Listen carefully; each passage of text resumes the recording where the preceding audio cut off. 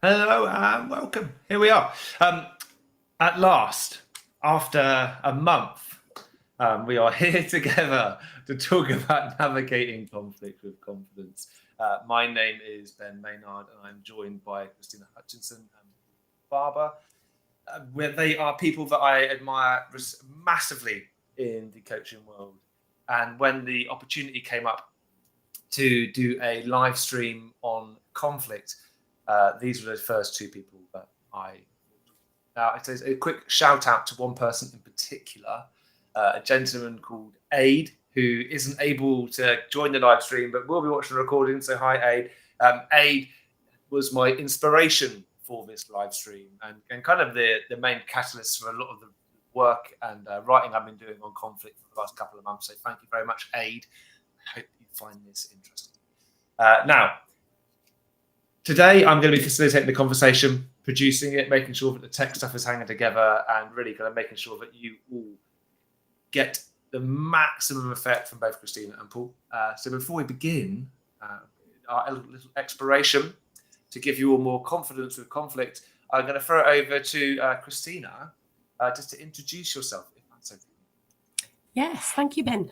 So I'm Christina Hutchinson, and I am a life team and Agile coach, although I don't do too much around the Agile space these days. I focus mainly on leadership coaching and leadership development, and came to this in a very roundabout way. I grew up in South Africa during Apartheid era, and of course living in a society and an environment where there was so much conflict going on. It's something that you become quite tuned into and have to learn to navigate through school life, through into work life. Thankfully, that's a thing of the past now, but that's the sort of environment that I grew up in. And then a career spanning a long time now. I can't even remember how many years, but where you come across conflict in your day-to-day life, in your role, in your job, and it's something that I'm particularly interested in helping people to resolve because it gets in the way. So thank you, Ben. Thank you, Christina. Brilliant. It's lovely to have you here. And when I think when I first got to know you was many years ago now. God, I was going to say months. It's not months at all. It's years ago. And it's just brilliant to have stayed in touch with you and to have you here today. So thank you for coming along. Thank you. Paul. Yeah. First of all, delighted to be here. Thank you, Ben, for the invitation to be here with Christina. I'm from Northern Ireland. You might be able to tell it from the accent, so I will try and speak slowly if I can. And basically, I'm an executive and team coach. I'm really passionate about coaching. I spend most of my time probably working with teams more than individuals, but I do both. And I guess a bit like Christina, I had a background in terms of conflict, and that was growing up as a child in Northern Ireland during the Troubles. And to probably describe that best was in my housing development. The housing development behind me, I didn't know anybody from it. We didn't mix. And I was 16 years of age before I knew anybody from the opposite community. And we lived in the same town. We went to different schools, different churches, walked different directions, everything like so. Yeah, you become quite attuned to conflict and what conflict is. And I guess I went into corporate life then, and in 20-year corporate career before I became a coach, I just didn't really make room for conflict. I just made it disappear. So a natural thing for me was basically, for me, conflict's quite an extreme thing. So let's just have the disagreement. Let's have the conversation. Let's just talk. So I always reframe the word conflict into something just much more positive, and something I've been able to work with. And I've been studying the psychology of it now for the last number of years since I became a coach. I'm just fascinated now with helping teams, individuals sort of like remove the word conflict and just, what's the conversation we need to have. So fascinated about this topic and really, really glad to be here. So thank you. Thank you very much, Paul. And Paul, you were my, I was going to say teacher, lecturer. What's the proper formal term for it? Tutor, I guess a tutor or something. Yeah, I got it wrong. Apparently, yeah. Apparently. You were my tutor at Henley Business School. Well, Which was a pleasure. So. But you said that to everyone. So yeah, it's awesome to have you here. Now, I am curious, I suppose, to hear in both your, like, what have you found, or do you believe your intuition is the reason that people really lack confidence when it comes to, and I'll use the word conflict, and I think we can talk about reframing it in a moment, but what is it then that you feel, or really makes people lack confidence when it comes to conflict? Christina, I don't mind if you want to go. Yeah. Okay, I'll start then. So I guess in my experience and working with the clients that I work with, the one thing that comes up quite regularly is the fear of upsetting someone, and not wanting to rock the boat and being seen to rock the boat. I think there's something there around maybe you be perceived as a troublemaker, somebody who, isn't just going with the flow. So I would say it's sort of a bit of self-protection as well, sort of not wanting to upset others. It also helps to protect yourself. But it is something that I saw in the workplace, working for a company that had people that had been there for many, many years, and had so formed friendships. And you'd think if you know somebody really well that you'd be able to get into a conflict type conversation with them. But actually what I noticed more often than not was that people would shy away from disagreeing because they didn't want to upset the friendship. Yeah. No, it's really interesting. I've made some notes down here. Paul. Yeah, one of the things I'm always fascinated about whenever you ask a team collectively, how much do you have, open, honest conversations as a team? And the team will generally collectively say, yeah, we have open, honest conversations around here. But then if you do the exact same question and you ask the team privately, individually, to actually score between 1 and 10, how open and honest are the conversations within this team? And every time I've done this here, the score drops right down. So people will say publicly we have open and honest conversations, but in the truth being told, when they share privately, actually it's never. I think that fear, that what stops that is a fear. And I think one of our deepest human needs is to feel loved, to feel appreciated, to feel cared for. And it's the fear of that not being in place that stops people having those conversations. I guess we try and do the opposite of that, is building the environment where you can have those conversations we can come on to. But for me, it's just fear of that rejection, of not being appreciated, that stops people, and the consequences potentially as well for what could happen if they have them. But it's just fascinating. I always find that fascinating when you measure both those things of what's going on. So let me just see. I've made more notes than I had space for. Pretty much, I've used all my note-taking space already. Christine, you were saying that there's something like the fear of upsetting, like not wanting to rock the boat or be seen as a troublemaker. This is all. Some of it is around self-protection. Then saying around like we don't want to allow ourselves to be hurt or be hurt by people's reactions, but at the same time, there's a huge amount of not wanting to upset or hurt other people. And it's interesting what you say about friendships and how, when you think of friendships, actually some of the hardest conversations to have, open and honest conversations to have, are with your friends. It's always much easier at times to do that with somebody who is relatively unknown. And I suppose you think of coaching, that actually some of the joy of being coached is sitting opposite somebody that you don't really know at a personal level, and there's no fear of any judgment. Yeah, absolutely. And I think it's that judgment that triggers the fear, to protect ourselves and also protect the friendship. Paul touched on it, that human need to feel like you belong. And, people don't generally really want to do anything that's going to jeopardize their sense of belonging by being rejected by the group for disagreeing. Interesting what Paul was saying about, the questions that he asks the group. Oh, yes, open and honest. We're, very open and honest, but individually they have a different opinion. And so already you can tell there's something not quite right within that group that nobody's prepared to say within the group, in front of the group. Actually, no, we're not that good at that. So there is something around that sense of belonging and not wanting to jeopardize that sense of belonging, and that, sort of being part of the crowd rather than a different voice within the crowd. Absolutely. Reminds me of something, Paul, actually, I learned when I was with you, actually, I believe, like in groups and out groups. Yeah, it's I obviously I lived that, and obviously Christina lived that too in an upbringing. The idea of an in-group that we gravitate towards people like us. But really scarily, I don't know, is that a real word, scarily? But recently I had a whole team together, 50 odd people. It was a number of teams. I'd done this exercise. We're using a psychometric test. We done this exercise where we got them to go into 4 corners. And this workshop was all about collaboration.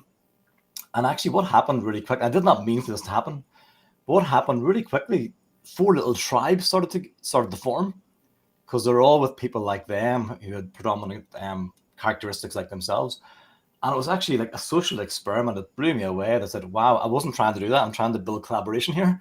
But quite quickly, they started taking pictures of each other and saying, oh, that's them over there. They act like this. And it just reminded me how quickly, and I've done stuff with the Tavistock before, where I've been part of experiments where they break you up and they show you how quickly you can create in-groups and out-groups. But when I seen it live in the room myself, I actually was terrified. And it's actually what happens in a lot of conflicts in terms of workplaces in the world, that we quite quickly gravitate back to the thing, Christina, we talked about belonging. We quite quickly gravitate towards others like us and neglect the other. And it's and there's so many experiments you can do within minutes you can get any group to become in groups and out groups. I think that's really good to know about, but quite scary how human behavior, how it works. And we have to work really hard to to try and do the opposite of that, to help us go against our bias towards wanting to be with people like us. Yeah, it brings up a couple of things there for me. One is around diversity and the strength of diversity, and really accepting diversity within the team, which includes differences in way of thinking, perceiving things, the neurodiversity things, way of seeing the world, and how that brings up different ideas and different ways of seeing problems. And really, the more diverse your team can be and the more diversely they can express themselves and share ideas, the stronger the team is. The other thing that comes up for me from what you were saying there, Paul, is around values. And if you were to ask a group of people who claim to be a team what their team values are, invariably they'll say things like honesty. Honesty always comes up because nobody wants to be thought of as dishonest. And yet values aren't just about talking about, they're about living them. And so, and so honesty is about speaking up when it's difficult to speak up, saying the thing that nobody really wants to hear, hearing the wacky ideas that may not become a reality, but actually may trigger something really important in other people's thinking in terms of ideas. So, those are 2 things that are really important to kind of embrace within a team, I would say. In a team environment, if values and I suppose having a shared purpose are some of the key things and really allowing that open, honest communication. And I wonder, working with charities on and off for the past 3 or 4 years, one thing I love about that is that so many of the people there are really driven by the purpose, and they're not afraid to be open and honest if they think that actually what someone's suggesting isn't getting them closer to what they're trying to achieve. And particularly in guide dogs, helping them on doing a training from the back, a course called Training from the Back of the Room. But I loved that I was challenged consistently on the suitability of what I was suggesting for people who are less able to see. And I thought that was just, but I thought that was brilliant. Half of them there didn't know me, and they were happy to challenge me. And I thought that was so nice, and the strength of the belief in the purpose, like, drove people to be open and honest. And then, as you were saying, if we don't have that, then it stops people. Have you, and the question to you both, got any tips, tools, like suggestions for what people can do to help create that shared sense of purpose, or come up with those strong shared values to enable that, or more than a desire, that for people to feel compelled to have those open and honest conversations? Yeah, no, it's something I do a lot of work on, is helping teams develop their purpose. And you have to be very careful, because sometimes if it becomes just a set of words, it can become a little bit meaningless. But it's this idea of what's the essence of why, what is the work that you're coming together to do? Why is that important to the world? What difference is that going to make? And it's just the negotiation of that process, is a negotiation of that conversation, whereby eventually the team might come to this point where they go, that's what we're about. And it's much better to have that as a process, as a negotiation, as a conversation, as a difficult conversation, rather than a leader coming in and just saying, here's our purpose, here's our team purpose. And I was working with an organization recently, and they had spent a fortune using one of the big four to develop a team purpose. And half the team had changed. So I asked the whole team, about the level of buy-in from 1 to 10. I like ask scales of 1 to 10, you can tell. The level of buy-in to the actual team purpose. And the team who were there beforehand felt really, really bought into it. The new members didn't even know what it was. And it was because they weren't part of the negotiation. They weren't part of the conversation. So for me, this thing of autonomy, involvement, even if you think you've got a great team purpose and you've really discussed that and agreed it, you have to keep talking about it. You have to keep it alive. And then you have to go on and say, well, actually, if we got this purpose, you have to go along and say, well, how are we going to achieve that? We're going to do this by doing X, X, X, X, X. And then are we doing it? So for me, that's it. It's not a set of words. It can be a set of words, but it's an essence. It's how are you going to deliver that? And it's a constant conversation and discussion within the team. Is it still valid? Is this still real? Is this what we're about? And I do believe, Ben, your point is right. If a purpose is strong enough, it has the power to bring people together and for differences just to dissipate. Because the cause, the thing we're trying to do is so powerful that disagreement we have is a little bit trivial right now. And charity sectors now, it can be so strong, and it's lovely to work in those areas. In businesses, sometimes it can be a little bit more challenging. A really emotive, strong purpose people can unite around. That's my experience of it. So, and I suppose then, to go back to what you were saying earlier about in groups and out groups, that sometimes if you've got a group of people who choose to stand in 4 different corners of the room, perhaps it's because they've all got a different purpose. And maybe that's an in-group, different in-group purposes, as well as a broader purpose brings us together. So it's having in-groups with their own purpose and drive us apart. Absolutely. Christina? Yeah, I would sort of expand a little bit on what Paul was saying around the, making sure everybody's not just have a leader come into the room and tell you what your purpose is, but actually have everybody involved in that discussion and in that debate. The purpose is sort of like, I think, the North Star for the team, to put it in a different way. But I think it's really important that the team gets together and starts contracting how they're going to work together in order to achieve that. Because if there isn't alignment, everybody will be doing their own thing. They might all think they've got a common purpose, but actually if you aren't aligned in terms of how you're going to achieve that. You might get there in the end, but it will take a lot longer and maybe be a much rockier road than if you've done some contracting. So I think the contracting is really important, which is a case of sitting down, talking about what are the values that this team wants to live by. Maybe some of the operating rhythm around how the team's going to work together. So, how often are we going to meet up? What are the agendas? What are the how are we going to handle disagreement? Contracting around conflict and disagreement is massively important. And that could include things like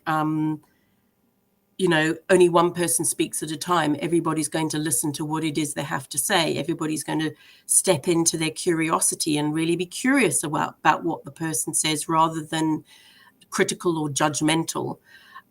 When I say critical, I don't mean critical thinking, because I think being prepared to think critically about what people are saying is important. What I'm talking about is criticism just for the sake of criticism.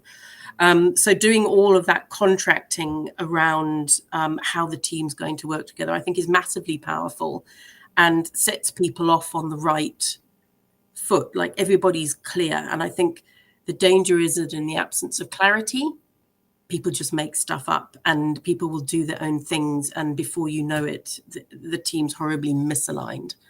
And that really is time wasting and does cause even more conflict. I love, Christina, what you're saying there. And it's probably, if there's one thing anybody listening today that you can do, and whether you call it contracting, reaching agreements, talking about how we're going to work together, whatever language we use for it.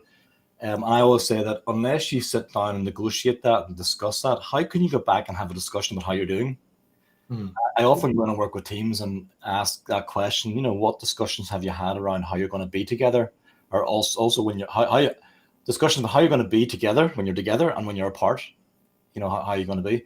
And a lot of occasions they haven't done that, or a lot of occasions they have done it, but it's been a paper exercise and they developed like a team charter and they've never looked at it again, talked about it again. And that's what I mean. I'm a skeptic when it comes to things like purpose and these things, that words are not enough.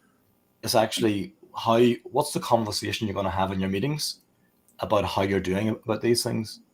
So if for example, a team says about, we want to have open and honest conversations. And one of my favorite exercises to do is to go along and say, okay, let's talk about that. On a good day, what does that look like? What sort of things would you be saying, doing, feeling? On a bad day, we're all human. What sort of things would we be doing, saying, and feeling?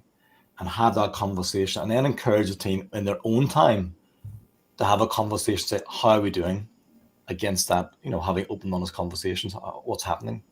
And the teams that I see that go along and start having those conversations are the ones whereby, performance goes off the scales, where the teams that don't have those conversations are just going to stay in a mediocre type level.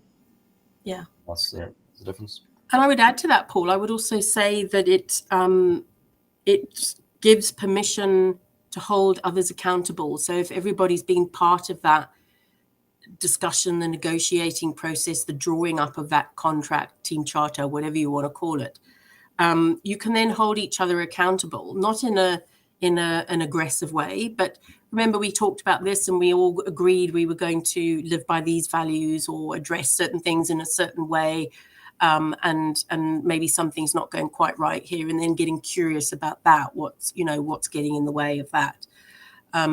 So it does open up the whole thing around accountability, which I think is massively important as well. And it in a way, it becomes, for want of a better phrase, it becomes self-policing in a way.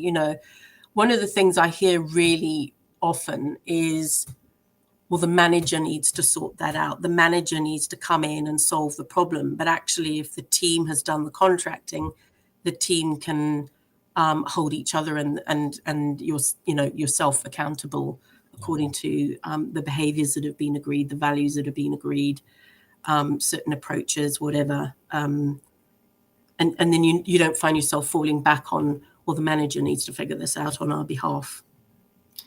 It just reminded me of a thing, Christina, a team I work with whereby there was a lot of challenge and a lot of conflict, you could call it, between members of the team, the different parts of the team.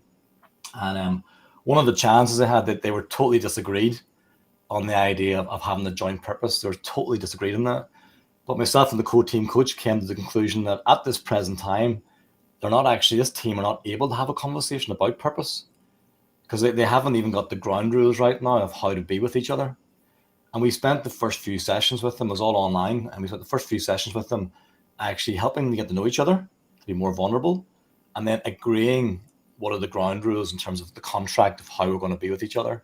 And we got them to do work in between times about that as well. And eventually that got us to the place where we could have actually a really good conversation about, the purpose piece. So I think people sometimes ask me what comes first. Surely the purpose comes first. I go, well, it's not like that. It's like whatever turns up in the room, you have to work with and make a judgment call using your wisdom of where you go first of all. So. Yeah.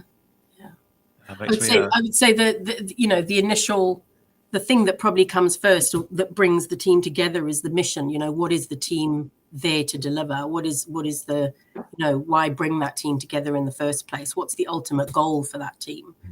But it then becomes, purpose gets built into that, the values, the contracting, the behaviors, everything then gets built into that in order for that team to then become high performing and really deliver and hopefully exceed expectations. So, that's what we all kind of aim for, really.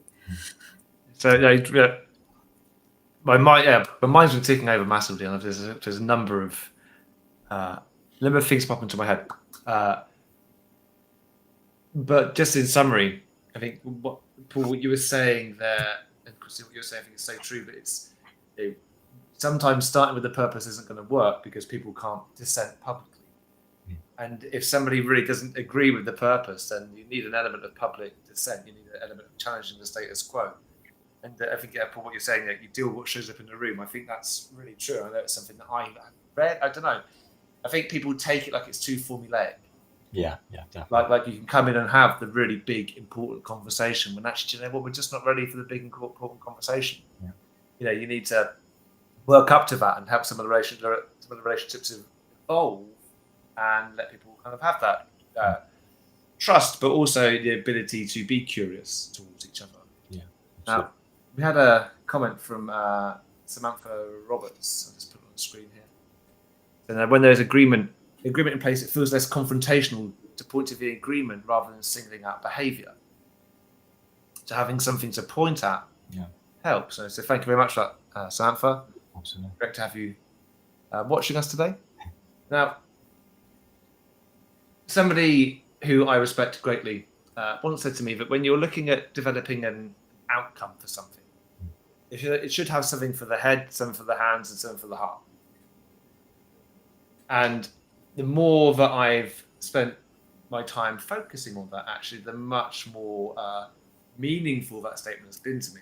So when we're thinking about purpose and mission and values, coming up with a charter is something for the hands, maybe. Right? And I'm just wondering, so that people can have meaningful conversations around purpose or values, whatever it may be, and then they leave really believing that, what tips have you got to help make those things sticky and meaningful so that they work in the in-between times? If that makes sense. So is there a balance between head, hands, and heart that we have to get right so that teams or people in a relationship can leave with something which they're then going to do something with, rather than it just being an artifact which they create and then forget about? So tips for stickiness and tips for effectiveness, if you have that. Yeah, well, one of the ones I think of anytime I work with a team at all and talking about, the values or behaviors, the purpose, their identity, I always start off with individual. So what's your life purpose? Which is a big question. I'm not asking you that question, Ben, but what would you say is your life purpose? And I get people to really, and if you can't put that in words, just what's the essence of it? What's the essence of what you're really about? And the more I think you can get individuals into that space, because that normally is quite a motive language that they describe. And then I'll move on to talking about the team purpose or the team behaviors, or, so if it's about team behaviors or values, I'll start off with the individuals. What are the things that really work for, talk about what gets, what really annoys you. How do you feel when that happens, and get a motive about it. And I think for me, doing that individual stuff unlocks then that part of their brain where you can go more emotional than the language. I had a team one day, it was a global data team, and they ended up with the word nurturing, and they talked about data, and they were so excited with this word nurturing that they got emotion into their purpose statement, and it was like, I was with another team one day, and their purpose they were doing, it was so dry of any emotion, and I just give them some feedback lightly to say, just, we talked about having the emotion in here, and they end up with the word love in their purpose statement. It was a major organization with quite a large influence in UK society. So that's so for me, it's about starting off with the individual, but then as a team coach in the room, just encouraging people to, if it doesn't have that heart type language, we'll do the logical stuff always, we'll always get that bit, but if it doesn't have that heart type stuff, it's probably not going to be remembered or even thought about again. Yeah, I love what you say there, Paul. Earlier we were talking about belonging, and I think part of that is also connection. Yeah. And so as a team, when you start, that life of the team by getting to know each other on a human level, not this is the role I occupy and this is me in the role, but actually on a human level, because that's when you find out, I'm not talking about revealing personal things that you're not comfortable revealing in a workplace setting, but just talking about your likes, your dislikes, your own individual values, the things that are important to you, what helps you to thrive in an environment, and then discovering things that you may have in common with other teammates. And it's building those connections with people that I think really starts to hit at the heart. And I think it was Maya Angelou who said, you'll forget what people did, you'll forget what people said, but you'll never forget how somebody made you feel. And so I think it is when you're part of a team, that by the time, if you're in a project team, for example, by the time that project is over, you almost want to grieve not being part of that team anymore. And if you're feeling that, then that that being part of that team has meant more to you than just the work. And I think that's really important. It's important for motivation. It's important for all sorts of things, for really engaging with what's going on there. So if you get that sense of belonging, that sense of connection, then that's massively important in terms of, heart, hands and heads. I think you start with the heart and try and build that up, and the rest will follow. Just makes me think, Christina, of something you've said there about sometimes I come across research and it just stops me in my tracks and go, wow, that's life-changing, and I have to always share it any opportunity to get. So Ben, you'll have heard this before, but it was a piece of research that came across by Holt et al. 2010, and it looked at 148 different studies that involved 308,000 people, and they found really, really clear correlation between the depth of social relationships and how long you live. I remember that just stopped me in my tracks, because at the end they had another piece of research, which I can't quote where it's from, but I do have it written down somewhere, whereby the depth of peer relationships has also been shown to be linked to better mortality rates. So sometimes people say to me, it doesn't matter if we get on, it doesn't matter if we, but I always share that research to say, yeah, that might be true. That might be true. But if you want to live longer and give life to each other, knowing how to disagree well, knowing how to disagree in a positive way is life-giving versus actually tearing strips out of each other and getting personal. Yeah. It's something I share a lot, and I find it very, very powerful. Very, very powerful. Yeah. As humans, we're wired as social animals. We don't live on our own. We live in packs, or we live in communities, or what have you. We are social animals, and there's no getting away from that. Yeah. So if we keep on that thread then, and we're social animals, we live in communities, groups, we tend to work in teams, or at least attempt to work in teams. I'm not sure how, sometimes it doesn't quite work out. How, there's from two different perspectives, from the perspective of a coach and from the perspective of a team member. You can choose whichever one you like, but how can we as coaches or team members, can we create the right environment to allow curiosity, to help build those personal relationships, so that we can, Christina, what you're saying, like start with the heart, that kind of rung a bell, because that's in crucial conversations, isn't it? They say start with the heart, understand the motives. So what then, from the perspective of a coach and the perspective of a team member, what can people do to create that environment that allows for these crucial conversations, as it were? Shall I start, Paul? Go for it, yeah. So I think from the perspective of a coach, it's really about creating a space of safety for people.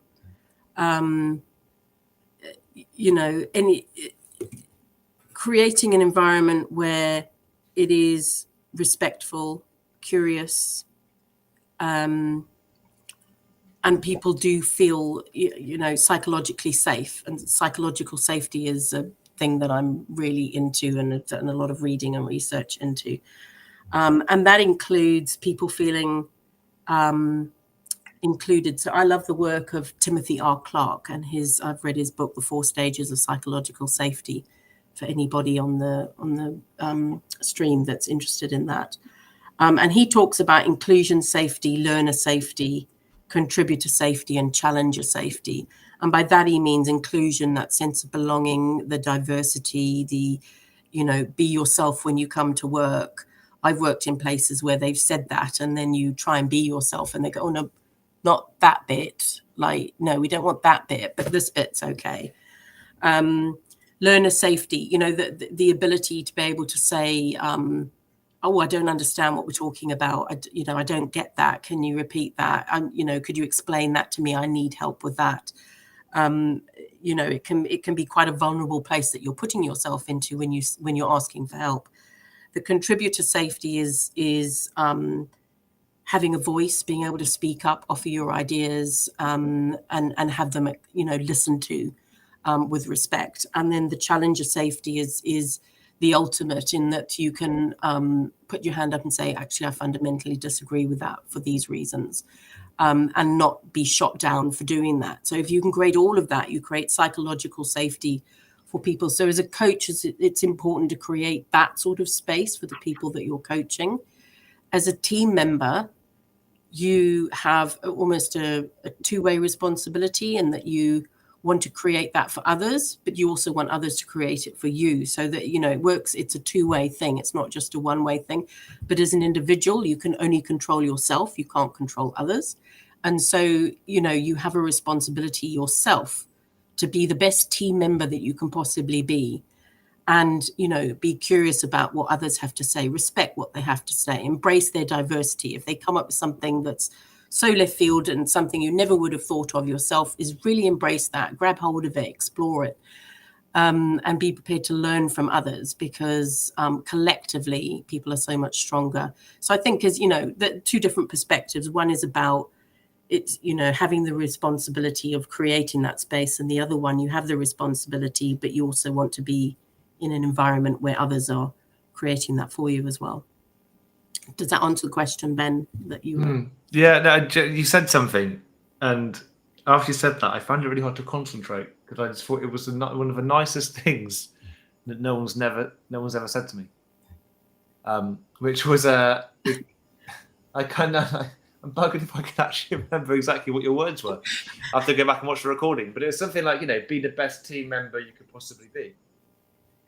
And and I can probably count on one hand the number of times I can actually see someone turn up on day one with that mentality. How often do people turn around, look in the mirror and say, how can I be the best teammate I can possibly be? I don't think that's something. What a lovely conversation to have within a team. Yeah. Or a team to reflect on, I think. I love the stuff. I totally aligned, Christina, about psychological safety and there's some lovely research in that shows you that task and relationship conflict lead to worse team performance, except when there's psychological safety in place. Yeah. So psychological safety allows you to have a robust conversation, and it's all okay. That piece about being the best team member you can possibly be, it's one of the questions I get asked a lot, especially in one-to-one coaching. I'm in conflict with this person, and they don't want to engage. This other person doesn't want to engage in in improving the relationship. And I often find myself not using those words, Christina, but I'm going to borrow those now. But I often find myself saying about, how do you just really, really consider the other human being from a non-judgmental, I use the word love a lot, loving point of view. And that's really difficult. But I have seen relationships change by how one part of the party just changes how they are in terms of the relationship. Yeah. And just by the language they use, by how they listen, by how they don't judge. And something happens in the space in between whereby the other person just changes. And that now it's ideal that both parties come to the table and both parties, work on themselves.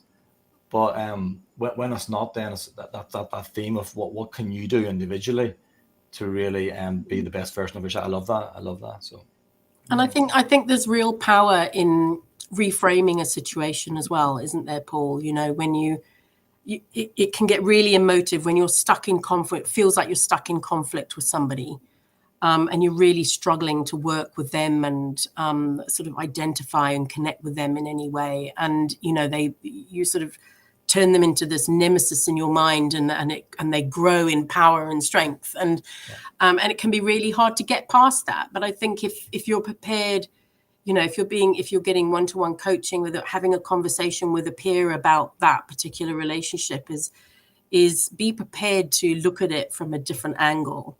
So reframe it. If I'm not looking at them as the enemy, but I was looking at them as an ally, what would that look like? How would it feel? What difference would it make? And just, forcing yourself into that reframe, and trying to look at it in a different light. And I think that's part of stepping up as being the best teammate you can be. It's giving people the benefit of the doubt.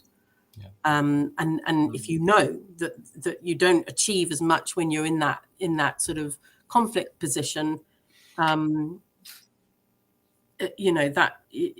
for me, that's quite motivating to be able to look at it in a different light and go, actually, what can I build from this situation rather than what can I continue to pull down? Yeah. It's giving people the benefit of doubt. Is something which I don't think people are very good at. I don't know. I remember when I was early on in my career, I kind of felt there was a lot of that. And then as my career progressed, particularly in banking, I felt there was less and less of actually looking at someone and saying, do you know what, given the situation, they're trying their best. They give the benefit of a doubt so that I can remain curious and really try to understand where that person's coming from. I think that's really important. Really important. And I wonder if, just something as simple as saying, what does it take to give someone the benefit of a doubt? And actually, does that help to increase psychological safety? Because it means that at least people might be inclined to try it sometimes. We have a comment from a LinkedIn user, who I'm sure that isn't her real name. I'm sure that's a pseudonym. How great it is to hear about how to build psychological safety. That's something that's mentioned a lot, but how to provide it isn't. Yeah, I try and go by 3 little words: assume positive intent. And it makes a big difference to how you receive what's coming your way and what you then choose to do with it. So beautiful. Yeah. Just a thing there on building psychological safety. There's a piece of research that I often, I think part of this sometimes is just educating teams as well. I don't like using that word educating, but just sharing with teams about what is this stuff? What is this idea of not judging each other? And then, sorry, I turned off my phone. I thought I had it in silent, but it seems to be not on silent. It happens. Yeah, and it probably will still ring again. But anyway, basically, this guy called it Delzonzi, I think he's called. I think that's the right pronunciation. DELIZA, 2017. He talked about how do you build psychological safety, and some of the things he talked about was redefine conflict as a collaborator. So take away the word conflict. It's not conflict. It's just like a a different type of conversation about something we're not agreeing on. So just redefine the word. He talked about talk human to human, just like being vulnerable with each other. Very, very, very straightforward in terms of what it is, but harder to do. He talked about anticipating reactions, to try and actually think empathy, put yourself in the shoes of other people before you speak. What are they possibly thinking? He talked about replacing blame with curiosity. I love that. Replacing blame with curiosity. Just becoming really curious about other people's reactions. Go, isn't that interesting? I wonder what they're thinking, rather than getting upset about it. And he talked about asking for feedback. Giving feedback, we find as humans very, very difficult to receive. And that psychologically safe environment, you can actually start to give feedback, and it's really powerful. And lastly, he talks about measuring it. And that's back to that thing I said about the scale of 1 to 10. I was with a team recently. I was with them back 6 months ago, and I checked to see what progress had they made in terms of it becoming more safe. And they had shifted just a little bit, but enough that it had shifted. And it's I think we don't do that enough. We don't measure these things. Yet we'll measure lots of other KPIs. So can we measure like how safe is it to be yourself in here and take risks and speak and share and have good conversations? So yeah, so I find them very useful. I always share them with teams and discuss them. And it's nearly a little bit of education about what is this thing and practically how do you do it? I think it's useful to do that. It's something Simon Sinek talks about as well. He says we've got 1,000,001 metrics for measuring performance in terms of, numbers and delivery and deadlines and things like that, but no metrics at all to measure how trustworthy a team member is. And how cooperative and collaborative they are and all the human type behaviors. So yeah, something that's often missing. It reminds me, I think this came from the Price and Toy book, Paul, which you mentioned on the course, for the meta. I can't remember the name of the book now. Oh, I can't remember another. It's based on research on 3,000 teams. That's it. Price and Toy 2017. Yes. I can't remember what you call the book though, but yeah. It's really annoying because it's just in the corner, but it's hidden by my plant and I can't quite read it. But in there, don't they say, the soft stuff drives the hard stuff? Mm-hmm. In that book, and how important it is to actually focus on these softer elements, because that's what drives it. And I think that whatever your environment you're in as a team coach or as an individual coach, ultimately you're there to help increase the performance. And I think I've seen, and you hear it, coaches, particularly in the agile world, I know something you have a lot of experience of, but you hear of people who are hired to come in and then set KPIs and hold teams to achieving those KPIs. And actually, then they're not being a coach. And what they're doing is they're coming in and they're hired as people who are supposed to be doing the hard stuff and driving the KPIs, the measurability and the accountability, clarity, when actually they'd be much more effective if they focus on the soft stuff, like psychological safety, like having people have those crucial conversations, reframing it perhaps as a conversations you need to have, rather than seeing it as a conflict, which instantly makes many people step away from it. Isn't it fascinating, the word soft stuff? That very term is like, this is one of the hardest things for people to do, is to have robust conversations in a great way. And it's probably the least soft thing ever, really, when you think of it. Yeah. Well, that's a funny thing, isn't it? People say it's soft, and yet it's avoided. And you'd think the hard stuff is the stuff you avoid, but it's easy to come in with a clipboard and ticking things off, like saying that people aren't doing things correctly. It's much harder to do the soft stuff.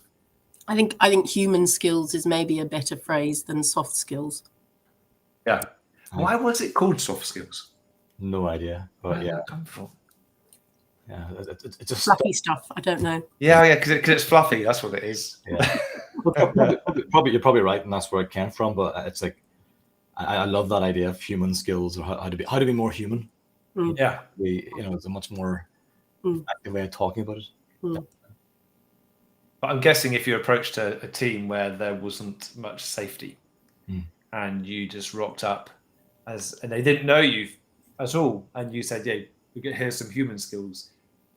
I wonder how people react to that. Yeah. I tend to change my language based on the team, the industry, who I'm speaking to, and I can call the same thing 10 different things, and it's more about adjusting to that context, that environment, because the things you could say could just totally get people's minds to turn the opposite direction.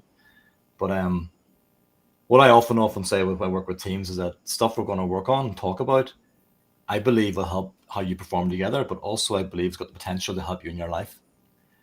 And people I don't think I've ever had anybody who said, well, I don't want to improve aspects of my life, and people go along with it. And I always try and work at both those levels. How is this going to help you in your life? How could you practice this at home? And how does this impact in terms of the team performance? To me, that's a good way of getting people to link into the work type thing, and not, and I also say skepticism. I think it's really skepticism versus cynicism. And cynicism is not a negative thing, but skepticism is really good. If you're skeptical, that's good. I welcome that. Bring it on. I'm not to be afraid of that, because I'll say I'm skeptical too of certain things. So let's talk about that. But cynicism is a different thing.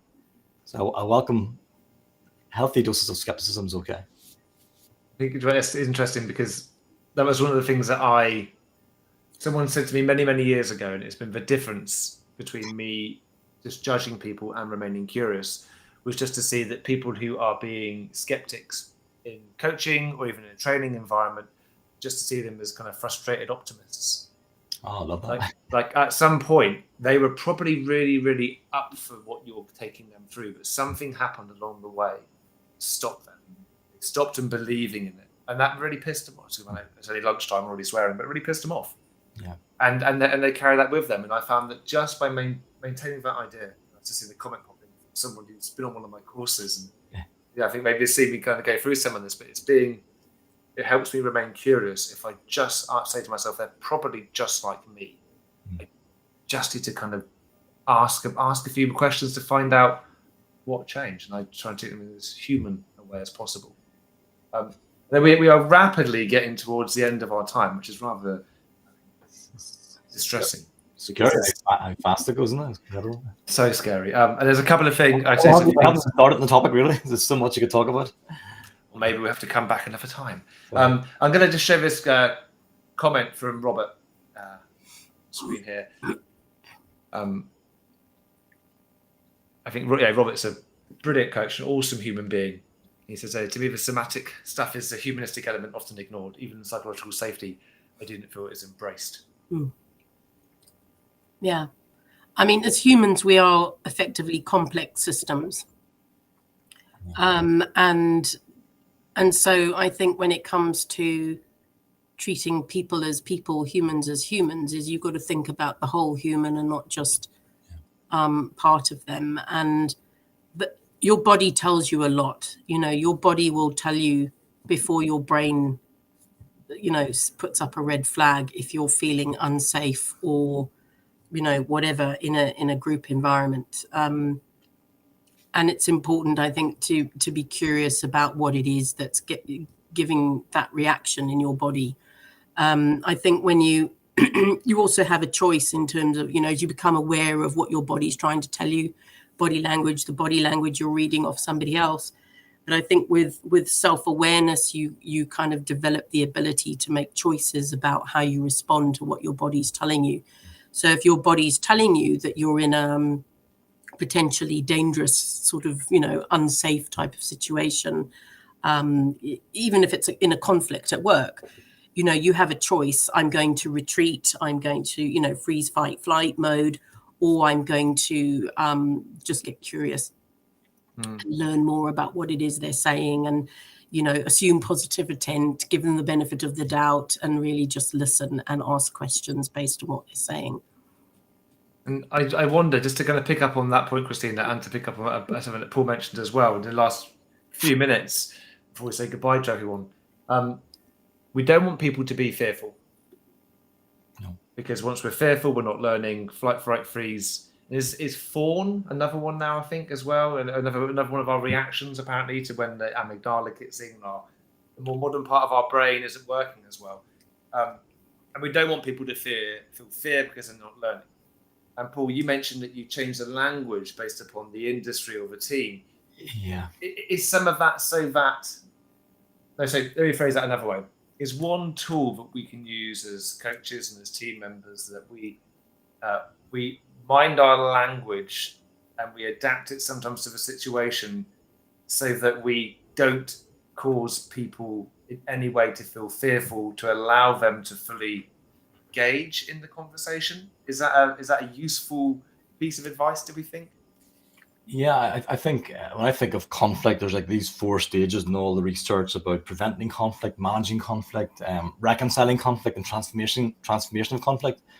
But I'm not part of preventing. I think just education, so talking about it, talking what is psychological safety, talking about how humans work, talking about how we can get offended quite easily, and in that education part, people sometimes just often just go, oh, okay, right. If I speak differently or think differently, it can really, really help. So I think that prevent stage is so much we can do, and the manage stage of conflict, and the whole thing of emotional agility and responding in the moment, and actually practicing that with people, how to move from anger to curiosity in the moment, giving people skills also is really, really helpful too. So yeah, I love working with that, and actually reframing the word conflict and nearly borrowing that word and say like, how can we disagree really well? How can we have great disagreements that lead to, really creative and brilliant outcomes?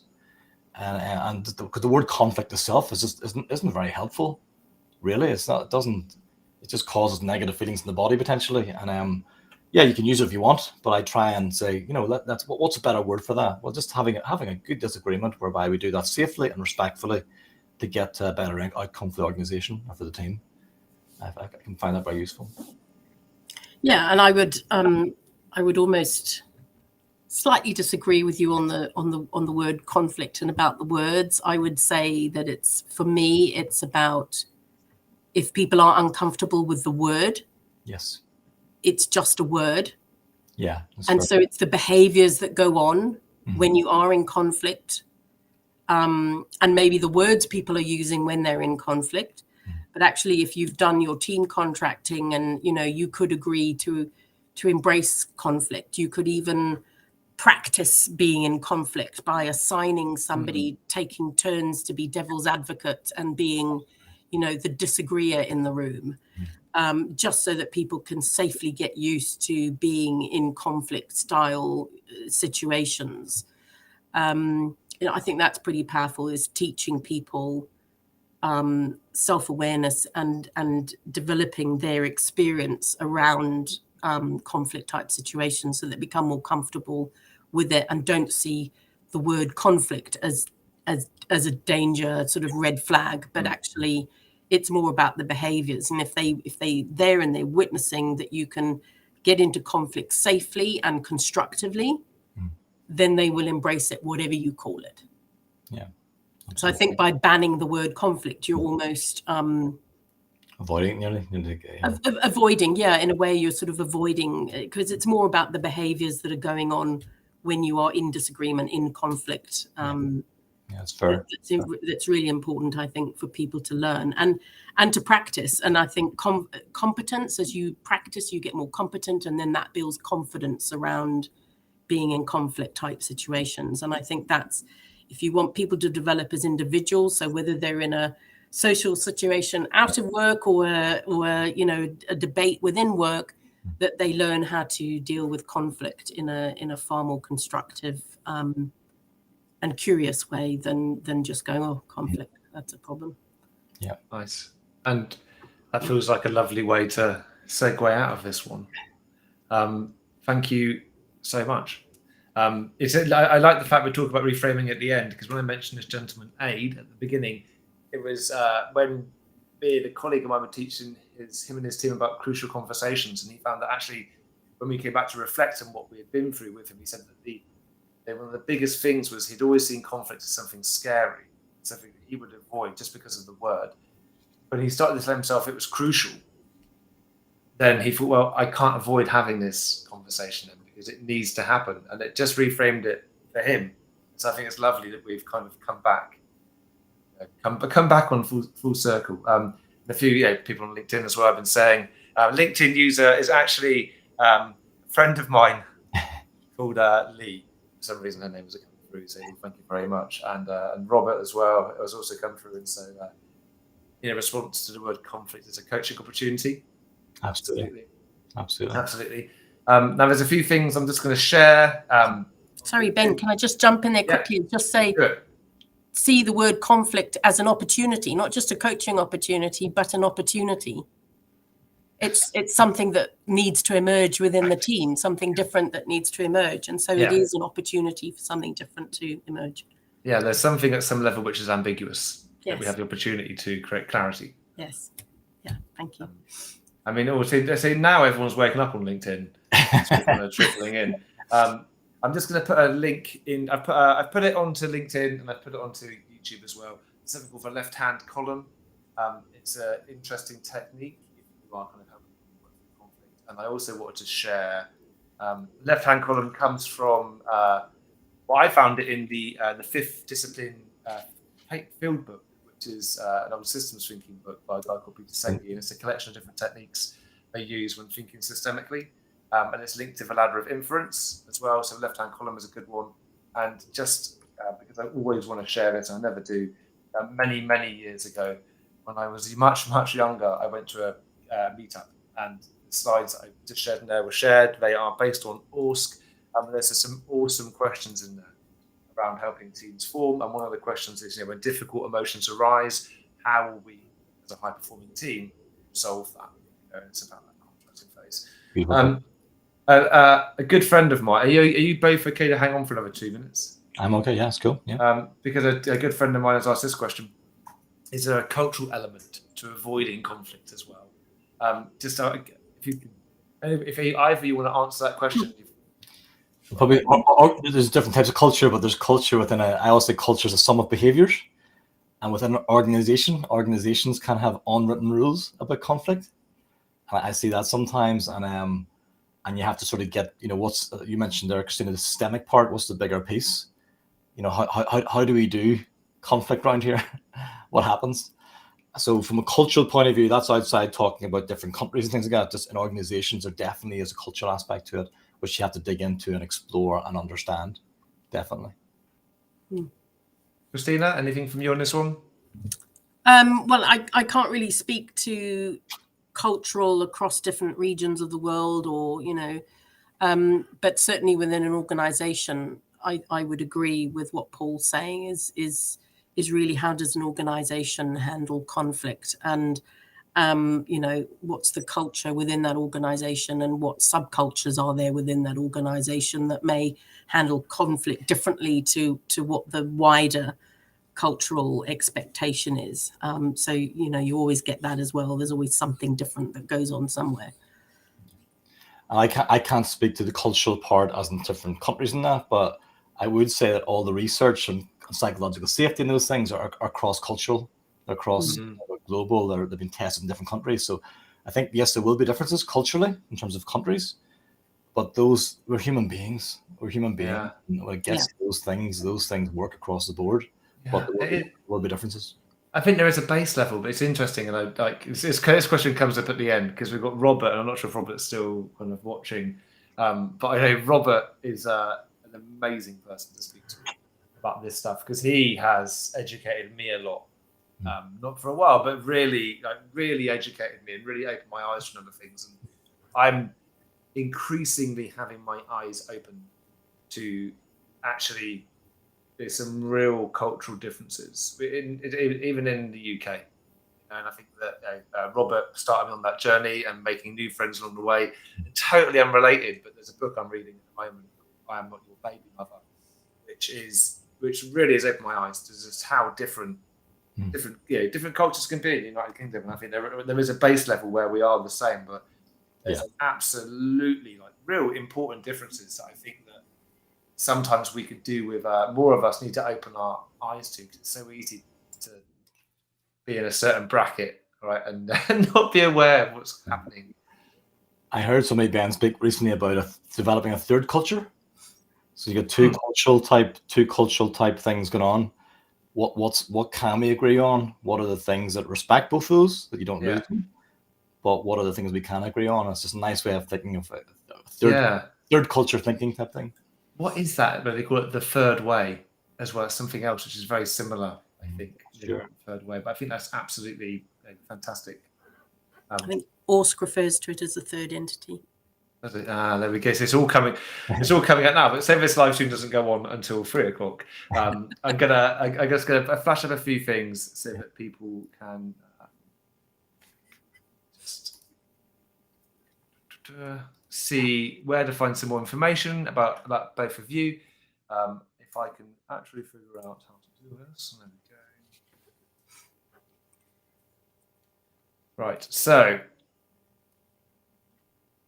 Copy that link. Great. So let's get back to the beginning. So you have been here, and we've been going through this live stream, navigating conflict with confidence. So thank you so much for being here. A number of the books that have inspired our speakers today and myself are kind of on this lovely realistic bookcase that we've got here. The link to these slides are going to be put into the comments for this, so do feel free and go down the comments and you can find this presentation with all of these books mentioned.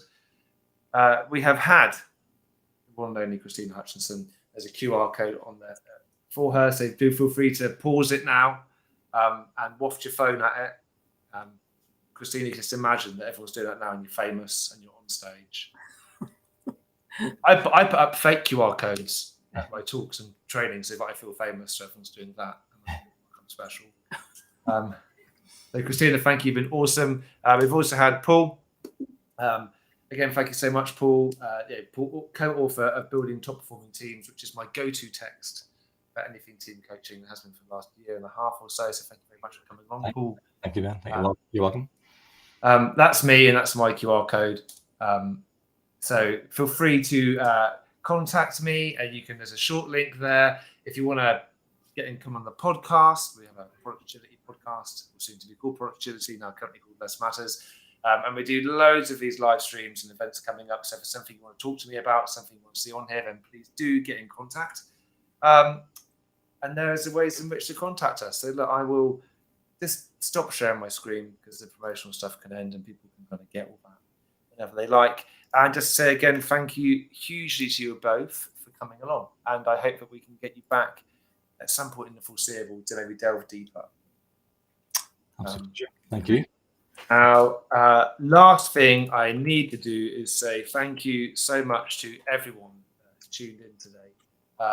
This was supposed to happen last month, but for some reason, I couldn't use the internet properly. But this time, we are back and it's happened. So thank you very much for tuning in. Thank you very much if you've been watching us on replay as well. We will be coming back again in April, where we will be having Ahmad Fahmy join us for his talking about something called Gemba Sprints, which is about putting managers and leaders in situations where maybe they might face a bit of conflict, but for a good cause. So please do join us for that. Again, thank you, Paul. Thank you, Christina. Thank you, everyone, for watching. Thank you. See you again next month. Thank you very much. Bye, folks.